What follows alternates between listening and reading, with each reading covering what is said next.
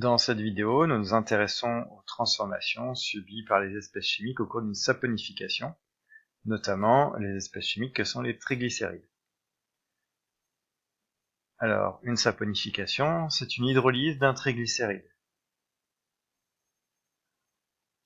Un triglycéride, en voici un, une formule générale, puisque R désigne une chaîne d'atomes de carbone. Ce triglycéride, il possède 3 groupes ester, et l'hydrolyse d'un groupe ester conduit à la formation d'un alcool et d'un acide carboxylique. Donc ici, comme on a 3 groupes ester, eh bien il nous faut 3 molécules d'eau. Chacune va casser un groupe ester, et on va obtenir le glycérol, qui est le trialcool qui était présent au départ dans le triglycéride, et 3 acides carboxyliques, où on retrouve la chaîne d'atomes de carbone symbolisée par le R. Mais la saponification n'est pas une simple hydrolyse d'un triglycéride puisqu'elle se fait en milieu basique. C'est-à-dire que lors de l'expérience, lors de la saponification, le triglycéride est mélangé avec une solution aqueuse concentrée d'hydroxyde de sodium ou d'hydroxyde de potassium. Mais ici, on va prendre l'exemple de l'hydroxyde de sodium. Donc cette solution, on l'appelle aussi soude plus vulgairement. Alors, quelles sont les espèces chimiques que l'on trouve dans une solution d'hydroxyde de sodium? On a le solvant qui est l'eau, et on a les espèces chimiques dissoutes que sont les ions sodium Na+, et les ions hydroxyde HO-.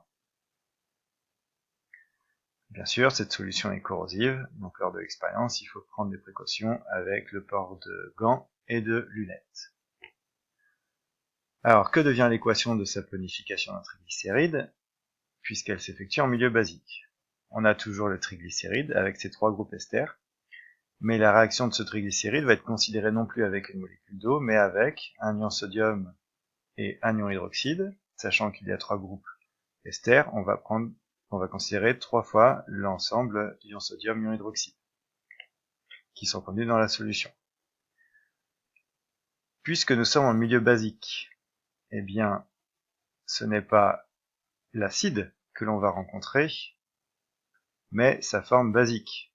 Donc l'acide auquel on aura retiré un ion hydrogène H+, va donner ce qu'on appelle un ion carboxylate, donc l'acide carboxylique en milieu acide devient ion carboxylate en milieu basique.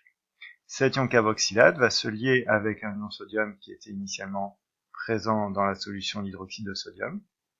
L'ensemble donne ce que l'on appelle le carboxylate de sodium.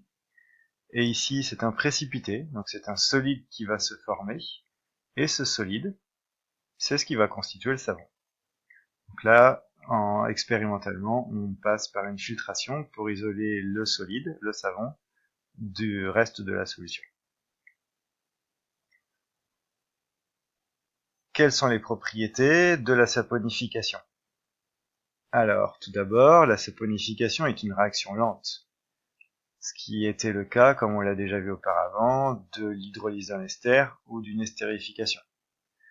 Donc, ici, on va utiliser un montage dit de chauffage à reflux pour accélérer la réaction, comme on l'a fait auparavant pour l'estérification. Autre propriété de la saponification, c'est une réaction qui est totale. Contrairement à la simple hydrolyse d'un ester qui est une réaction limitée, ici la saponification est déplacée, la réaction est déplacée pour devenir totale. Par conséquent, l'équation de la réaction doit s'écrire avec une flèche, et non plus avec le signe égal qui traduit un équilibre chimique. Donc l'équation correcte de la saponification fait apparaître le triglycéride, 3 fois l'ensemble ion sodium, ion hydroxyde, qui sont apportés par la solution d'hydroxyde de sodium, et qui se transforme totalement, d'où la flèche, en glycérol, et en 3 carboxylates de sodium qui constituent le savon.